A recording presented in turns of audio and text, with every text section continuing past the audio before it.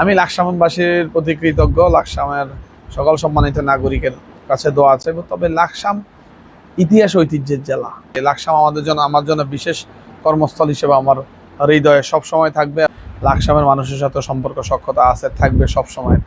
আমার সৌভাগ্য হয়েছে যে আমি কুমিল্লার লাকসাম উপজেলায় কাজ করেছি এবং লাকসাম অনেকাংশেই অনেক জেলা শহর থেকেও কিন্তু অনেক উন্নত। সর্বকালের সেরা ইউনো হিসেবে আপনাকে বলে লাকসাম জনতার ইউনো একটা উপাধিও আমরা দিই। তো এই লাকসামকে আপনার মনে পড়ে কিনা? আপনি তো এখন অনেকদিন হয়েছে লাকসাম ছেড়ে চলে আসছেন। লাকসামের মানুষের বিষয়ে আপনি যদি কিছু মন্তব্য করতে চান।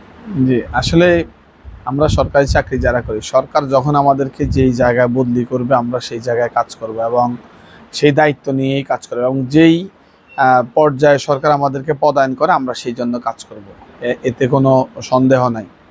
তবে আমার সৌভাগ্য হয়েছে যে আমি কুমিল্লার লাকসাম উপজেলায় কাজ করেছি এবং আপনাদের উপজেলায় এটা আমার সবচেয়ে ভালো লাগার বিষয় হচ্ছে এটা আমার নিজ জন্মস্থান থেকে খুবই কাছে এবং আমি সবসময় অনুধাবন করতাম যে আমি আমার নিজ উপজেলায় জেলায় কাজ করতে পারবো না, কিন্তু লাকসামে কাজ করাটা আমার জন্য একটা অপরচুনিটি হিসেবে আমি ধরে নিয়েছি যে এখান থেকে আমার উপজেলার দূরত্ব অনেক কম, অনেক কাছে। তো সেই হিসাবে লাকসামে কাজ করে এবং লাকসাম অনেক সম্ভ্রান্ত ইতিহাস ঐতিহ্যের উপজেলা এবং এটা কিন্তু অনেকাংশে অনেকেই জেলা করার জন্য দাবি করেন। তো নবাব ফয়জুন্নেছার জন্মস্থান হচ্ছে এই লাকসাম এবং আমরা দেখেছি যে লাকসাম পৌরসভাটা পুরোটাই আরবান এরিয়া। প্রায় আপনারা দেখতে গেলে দেখুন এখানে অনেক মানুষ বসবাস করে, অনেক সম্ভ্রান্ত মানুষ, সম্মানিত মানুষ বসবাস করে।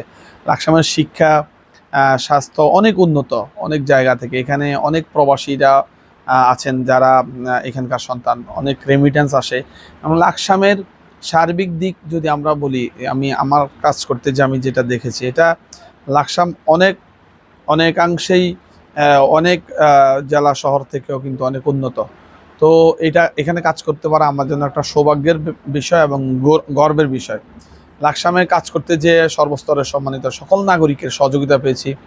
যারা সাংবাদিক আছেন, যারা রাজনীতিবিদ আছেন, যারা সিভিল সোসাইটির প্রতিনিধি আছেন, আমাদের শিক্ষার্থীদের থেকে শুরু করে আমাদের অভিভাবক থেকে শুরু করে সবার কাছ থেকে সহযোগিতা পেয়েছি এবং দুই একটা বিষয় নিয়ে কিন্তু কাজ করা যায় লাকসামে এবং আমি এটা দেখেছি 24-এর বন্যার পরে কিন্তু আমরা দেখেছি যে লাকসামের অনেক খাল নদী কিন্তু ভরাট হয়ে গেছে, দখল হয়ে গেছে, অনেক অবৈধ স্থাপনা ছিল, সেই জায়গায় কাজ করার একটা সুযোগ আছে এবং আমরা কাজ করার চেষ্টাও করেছি। তো বিষয়ে আসলে লাকসাম সবসময় মনে থাকবে আমাদের কর্মস্থল হিসেবে। আমরা যারা সরকারি চাকরি করি আমাদের সবসময় মনের মধ্যে সকল কর্মস্থল থাকে। লাকসাম আমার জন্য বিশেষ কর্মস্থল হিসেবে আমার হৃদয়ে সবসময় থাকবে এবং লাকসামের মানুষের প্রতি আমার কৃতজ্ঞতা থাকবে। তারা আমাকে যেই সহযোগিতা করেছেন, বিশেষত বেজাল বিরোধী অনেকগুলা কাজ আমরা করেছি, অবৈধ স্থাপনা উচ্ছেদ করেছি, আমরা শিক্ষা নিয়ে কাজ করার চেষ্টা করেছি এবং লাকসামকে আমরা যদি চাই আসলে ভিন্ন আঙ্গিকে কিন্তু আমরা সাজাতে পারি এবং সেটা আমাদের জনপ্রতিনিধিদের মধ্যে থেকে সেই আকাঙ্ক্ষাটা আছে। সরকারি কর্মচারী যারা আছে, যারা রাজনীতিবিদ, অন্যান্য যারা আছে, তাদের মধ্যে থেকে এই আকাঙ্ক্ষাটা আছে। তো সর্বোপরি সবসময় লাকসাম হৃদয়ে থাকবে, লাকসাম জনগণের প্রতি কৃতজ্ঞতা থাকবে, লাকসামকে ভুলবো না এবং লাকসাম আমরা কাজ করি, আমরা সকল স্টেশনে আবার যাই, অনেকে যাই, ঘুরে আসি, দেখি মানুষের সাথে সম্পর্ক সখ্যতা থাকে। লাকসামের মানুষের সাথে সম্পর্ক সখ্যতা আছে, থাকবে সব সময় এবং যেহেতু আমার জন্মস্থান পাশেই, তো বাড়িতে গেলে আমি চেষ্টা করব যে লাকসাম ঘুরে আসতে এবং লাকসামের মাটি, লাকসামের আবহাওয়া সকল কিছু আমার শরীরের সাথে কেমন জানি একদম ওতপ্রোতভাবে লেগে আছে। সব কিছু মিলে লাকসামের প্রতি কৃতজ্ঞতা জানাই এবং আমি সবসময় স্মরণ করি নবাব ফয়জুন্নেছা এই লাকসামের মহীয়সী নারী, এই বাংলাদেশের এই মাটির মহীয়সী নারী।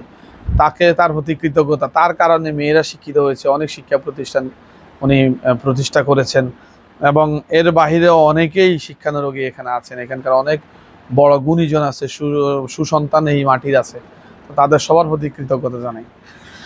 আমার আর কি জানার আছে সেটা হলো, নবাব ফয়জুন্নেছার কথা আপনি বললেন। নবাব ফয়জুন্নেছার বাড়ির যে আশপাশের জায়গাগুলো অবৈধভাবে দখল হয়ে গেছে, আপনি চেষ্টা করেছিলেন সেগুলোকে দখলমুক্ত করার জন্য। কাজটা আপনি শেষ করে আসতে পারেন কি নাই, সেজন্য আপনার কোনো আফসোস আছে কিনা? না, আমরা সরকারি কর্মচারী হিসেবে দেখেন, আপনি সব কাজ করতে পারবেন না, এটা স্বাভাবিক, এটা তো একটা কন্টিনিউয়াস প্রসেস।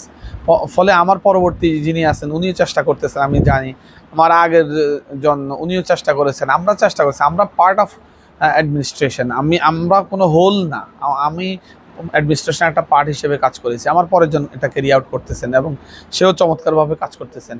এবং পরবর্তীতে ধারা এবং সরকারের উদ্দেশ্যটাকে আসলে দেখেন, সরকারের উদ্দেশ্যটা হচ্ছে ইতিহাস ঐতিহ্যকে সংরক্ষণ করা, এবং সরকার সেটাকে করেছে, গ্যাজেট আকারে করেছে, এবং সরকার সেই জমির সেই বাড়ির উন্নয়নের জন্য অর্থ বরাদ্দ দিয়েছে, এবং আমরা কাজ করেছি, সেখানে আমরা বিতর্ক উৎসব করেছি, নবাব ফয়জুন্নেছাকে স্মরণে কর্মকাণ্ড করেছি, তার সম্পত্তি রক্ষার জন্য কাজ করেছি।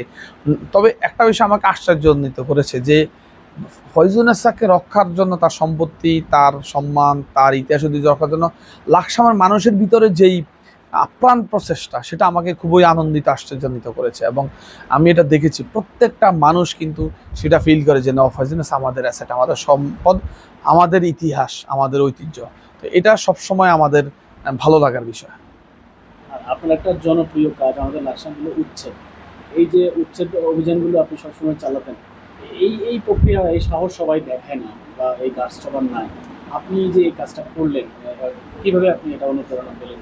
না, আমাদের তো আসলে রেগুলার কাজগুলোর মধ্যে এটা একটা অন্যতম কাজ, আমাদের অবৈধ স্থাপনা উচ্ছেদ করা। এবং আমাদেরকে বলা হয় যারা উচ্ছেদ মানে উচ্ছেদ যদি না করা হয় তাহলে কাজের দক্ষতাও হয় না। তো আমরা দেখেছি যে আমাদের আসলে নদী খাল অনেকগুলোই কিন্তু অনেকেই বিভিন্নভাবে দখল করেছেন, আমরা সেগুলো উচ্ছেদ করেছি। এবং আমার জেলা প্রশাসক স্যারের কিন্তু সেই নির্দেশনা ছিল, আমাদের সরকারের পক্ষ থেকে নির্দেশনা, ইভেন এখন আছে। দেখেন, আমরা খাল অবৈধ স্থাপনা উচ্ছেদ করি, খালগুলো যদি আমরা যথাযথ পানির প্রবাহটা ঠিক রাখতে পারি, তাহলে দেখবেন কিন্তু আমাদের বন্যা অথবা অতিবৃষ্টিতে জলাবদ্ধতা এগুলো কিছুই হবে না। তো এই জিনিসগুলো আমাদের রেগুলার অ্যাক্টিভিটিস অংশ, আমরা সেটা করি, সকলে ইউনোই করে। আমার পার্শ্ববর্তী যেমন নোয়াখালীর বেগমগঞ্জের ইউনো স্যার করেছেন, 14 গ্রামের ইউনো করেছে, অন্যান্য ইউনোরা করেছে, সবাই করে, চেষ্টা করে, কারণ এটা আমাদের পার্ট অফ আওয়ার রেসপন্সিবিলিটি, এবং এই জন্যই কিন্তু আমরা কাজ করি, সরকার আমাদেরকে সেই জন্য নিয়োগ প্রদান করে থাকে। এবং আপনার যে একটা ট্রান্সফার হয়েছে, আমরা তো জানি সরকারি কর্মকর্তাদের ট্রান্সফারগুলো খুব স্বাভাবিক প্রক্রিয়া, কিন্তু আপনার এই জিনিসটাকে সাধারণ মানুষ ভেবেছে যে এটা অস্বাভাবিক প্রক্রিয়া, এই জন্য আন্দোলন করেছে, রাস্তা অবরোধ করেছে। না, এগুলা কিছু না, আমাদের চাকরি ধরেন এখান থেকে আমি আবার আরেক জায়গায় বদলি হবো, আমরা তো শুধু এটা তো বদলি না, এর আগে একাধিক বদলি হয়েছে আমাদের। ফলে এইগুলা স্বাভাবিক প্রক্রিয়া, এগুলো কোনো ইয়ে না। এটা জনগণ চায় যে কর্মকর্তা যিনি কাজ করেন তিনি আরেক বেশি দিন থাকুক, সেটা জনগণের প্রত্যাশা, সেটা থাকবেই। তবে আমরা মনে করি এক এক ফুলের গ্রান যেমন এক এক রকমের, এক এক কর্মকর্তার কাজের ধরনও এক এক রকম। ফলে প্রত্যেকেই কাজ করার চেষ্টা করেন, কারো ইন্টারেস্ট শিক্ষা নিয়ে, কারো ইন্টারেস্ট কৃষি নিয়ে, কারো ইন্টারেস্ট আবার কালচার, খেলাধুলা নিয়ে। এক একজন এক এক জায়গায় কাজ করেন, সবাই কাজ করেন। সর্বশেষ লাকসামবাসীর উদ্দেশ্যে আমি লাকসামবাসীর প্রতি কৃতজ্ঞ, লাকসামের সকল সম্মানিত নাগরিকের কাছে দোয়া আছে। তবে লাকসাম ইতিহাস ঐতিহ্যের জেলা, এইখানে মুক্তিযুদ্ধের একটা সমৃদ্ধ ইতিহাস আছে, এখানে নওয়াব ফয়জুন্নেছার ইতিহাস আছে, এখানে লাকসাম জংশন কেন্দ্রিক অত্র অঞ্চলের কিন্তু প্রাণকেন্দ্র, সেই ব্রিটিশ আমল থেকেই কিন্তু এই লাকসাম ছিল। তো লাকসামের ইতিহাস ঐতিহ্য রক্ষায় সবাই কাজ করেন, আমি সবার প্রতি ধন্যবাদ, কৃতজ্ঞতা জানাই। এবং আমার বিশ্বাস লাকসামের সর্বস্তরের মানুষ। আবার আমার একটা এর মধ্যে একটা দাবি আছে, লাকসামে অনেকেই প্রবাসী, অনেকেই প্রবাসে যাওয়ার জন্য কম পড়াশোনা করেন, পড়াশোনার জায়গাটাতে আমাদের আরও আগায় আসতে হবে, এবং এই জায়গায় কাজ করার আমাদের সুযোগ আছে।